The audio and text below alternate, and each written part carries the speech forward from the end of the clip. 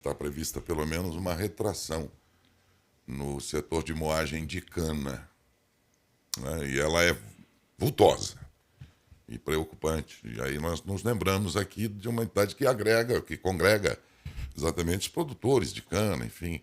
Esse setor aí, como é que ele está, nesse momento, analisando, né?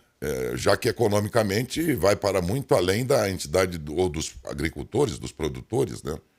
Ela, estudo também se expande para a área de qualquer pessoa. Nós estamos dentro de uma economia em que todos, de alguma forma, são prejudicados ou ajudados, né, dependendo das circunstâncias, pelo setor da cana.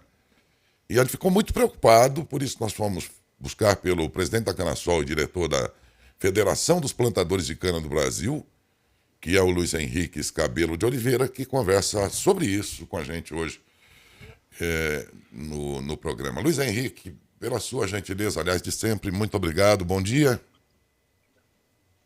Bom dia a todos aí da Rádio Saudades FM, da TV Matão e todos aqueles que nesse momento nos seguem.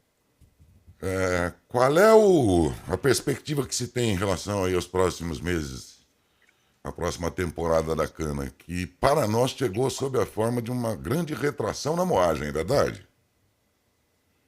Ainda é cedo para a gente tirar essas conclusões, né? A safra está começando, existe uma perspectiva realmente de uma redução da safra desse ano, causada por problemas climáticos, né? Mas a safra, em boa parte, também se constrói durante o período dela. Se a gente tiver alguma chuva durante o transcorrer da safra, tudo pode mudar, mas com certeza haverá um prejuízo em relação à safra histórica que a gente tem colhido. A retração poderia chegar, de acordo com os mais pessimistas aqui, à casa dos 49%, Luiz Henrique. Bom, quando a gente fala em safra, a gente tem que lembrar que o Brasil é dividido em duas grandes regiões produtoras, que é a região Centro-Sul e Nordeste, né? Sendo que o Nordeste representa cerca de 10% da produção de cana no Brasil e a Centro-Sul 90%. É uma região muito grande, a região Centro-Sul, que engloba não só São Paulo, mas Paraná, Minas Gerais, Goiás, Mato Grosso e Mato Grosso do Sul. Então, uma diversidade muito grande de climas, de solos, de condições entre essas regiões. Evidentemente, algumas regiões do estado de São Paulo sofreram bastante em relação à condição climática desfavorável que vem acontecendo desde o ano passado. Pode ser que em algumas regiões a gente tenha uma redução significativa, mas esse número, assim, eu acho que em alguns locais. No agregado, há quem diga que a redução possa ser de cerca de 5% a 7%, porque isso não se verificou em todos os estados, em todas as regiões. E o que é que o senhor acha que pode reverter isso no decorrer da safra, Luiz Henrique? Reverter não reverte, mas pode ter uma certa amenização se a gente tiver algum tipo de chuva e as canas que foram colhidas no final da safra passada, que sofreram menos com a seca, poderão crescer um pouco mais daquilo que a gente está observando. As safras colhidas no início, as canas colhidas no início da safra passada, essas estão irremediavelmente prejudicadas e agora estão mostrando o tão pouco que estão produzindo. Qual é a tendência entre açúcar e etanol pela moagem da próxima safra? Já dá para perceber qual será a dimensão de cada uma delas aí na escolha das Já, usinas? já. É? Mais uma vez, a gente vai ter uma safra açucareira. Vamos continuar sendo os maiores exportadores de açúcar do mundo, com cerca de 35 milhões de toneladas, representando 60% do comércio mundial de açúcar. Os preços do açúcar, nesse momento, são mais remuneradores que do etanol, tendo em vista a política do governo de segurar o preço dos combustíveis para objetivos puramente políticos, né? De sorte que o açúcar é preço livre, mas o etanol ele precisa obedecer àquela relação de 65% a 70% em relação ao preço da gasolina. Portanto, o etanol, a gente poderia até brincar que ele tem um teto para crescer. Acima desse nível, ele começa a deixar de ser interessante para o consumidor. Se as usinas preferirem o açúcar em detrimento do álcool, no caso do etanol, ele pode ter um aumento de preço por redução de estoque, ou pelo menos o estoque regulador está garantido para abastecer a frota? Não, a produção é mais que suficiente, né? Hoje a gente não tem exatamente o que havia antigamente para o estoque regulador, que existe uma exigência de comercialização próxima a 1/12 por mês, né? Mas nós temos que lembrar também que nós temos uma grande novidade no mercado de etanol, que é o etanol de milho, que vem crescendo de uma maneira muito forte e deve produzir cerca de 8 bilhões de litros de etanol agora nessa safra de 2025. Né? Então, não há qualquer tipo de perigo de desabastecimento. A nossa região tem produzido álcool a partir do milho, inclusive, Luiz? Não, não, Ainda não. não. Nós não temos usinas de milho, né? Produção de milho. Há pelo menos uma usina que está estudando a transformação de sua usina para etanol de cana e milho concomitantemente, o que a gente chama de usinas flex, né? Mas no momento ainda ela é um projeto.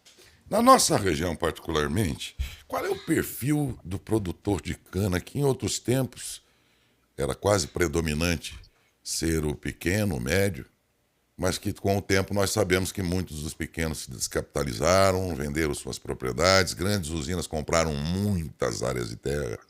E hoje, sinceramente, até por ser leigo, não sei, mas estou curioso em saber. Quem é o produtor hoje predominante de cana-de-açúcar e, portanto, dos subprodutos na nossa região? As usinas? Vamos lá. Vamos começar do final aqui. As usinas, elas tiveram um momento no passado de grandes aquisições de áreas de terra. Mas, nesse momento, elas são os maiores produtores de cana, porém em áreas que elas arrendam de proprietários de terra. Muitos antigos produtores de cana, produtores de laranja, que deixaram sua atividade por diversos motivos e arrendaram suas terras para usina. Em relação ao perfil do fornecedor de cana, a gente tem uma situação quase que sui generis. Nós temos uma quantidade muito grande de pequenos e médios produtores, porém, a sua produção agregada, a soma de sua produção, é menor do que a produção dos grandes produtores, que nós temos poucos produtores de cana, poucos fornecedores de cana, porém com grandes áreas de produção. E essa é uma tendência que tem seguido ao longo dos anos. E nós temos alguns grandes produtores cada vez maiores e produtores médios e pequenos cada vez menores e mais numerosos. Então, nós temos dois fenômenos acontecendo concomitantemente. Se olha pelo número da produção, sim, o grande produtor está crescendo. Se olha pela questão do número de produtores, sim, os pequenos produtores também estão crescendo. De certa forma, isso também aconteceu com a laranja, né, Luiz Henrique? Parece que em outras culturas também não tem sido diferente, né? O Brasil ele é um país de grandes produções, ele é um país de produção agrícola em escala, né? De sorte que há um favorecimento, há uma condição para que haja grandes produtores nas chamadas grandes culturas. E os pequenos produtores têm ficado mais em relação às pequenas culturas, hortifruti granjeiros, algumas frutíferas, né? No caso da laranja, foi uma situação assim, bastante típica e dramática, porque a gente é de uma região não só canaveira, mas também que foi muito laranjeira, e que, devido à crise da laranja, muitos, num primeiro momento, deixaram de produzir laranja, passaram a produzir cana, ou então arrendaram, por fim, suas terras para usinas ou para outros produtores, né? A gente, se bem que o assunto agora deu uma acalmada na mídia, né? E as pessoas estão um pouco mais distraídas em relação ao tarifaço lá do presidente Trump, não é? Que repercute, evidentemente, no mundo inteiro e no setor do agro, muito particularmente aqui no Brasil, com a possibilidade de aumento de preço de insumos, enfim, uma série de coisas que podem chegar exatamente à categoria que você representa, como também é diretor da Federação dos Plantadores de Cana. O tarifaço e suas consequências, como elevação de custos e tudo mais, já chegou lá no canavial dos seus associados aí, Luiz? Não, ainda não. Não? Na verdade, em relação ao Brasil, o governo norte-americano adotou uma tarifa de 10%, né? E, mesmo assim, não foram em setores muito sensíveis para o nosso agro, né? As importações não foram taxadas, foram só as exportações. Nós estamos vivendo um momento agora de redução do preço do dólar, né? Consequência de uma política de juros do Banco Central bastante agressiva, e isso causa redução do valor da moeda norte-americana e, obviamente, reduz o preço dos insumos, porque em boa parte são importados, mas, por outro lado, reduz também o preço das culturas de exportação, que é o carro-chefe da nossa agricultura e, por que não dizer, da nossa economia hoje. Particularmente o açúcar, nesse caso, né? Sim, o açúcar. Boa pergunta, Tadeu?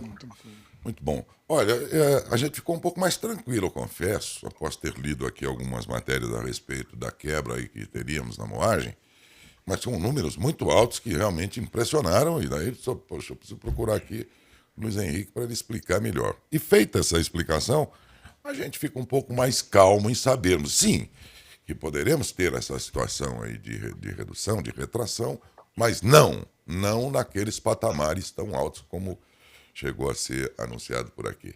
E pela entrevista agradeço, Luiz Henrique. Muito obrigado e um bom dia. Bom dia a todos, espero que eu tenha esclarecido as dúvidas de você e desejo aos produtores de cana que estão iniciando uma boa safra a todos.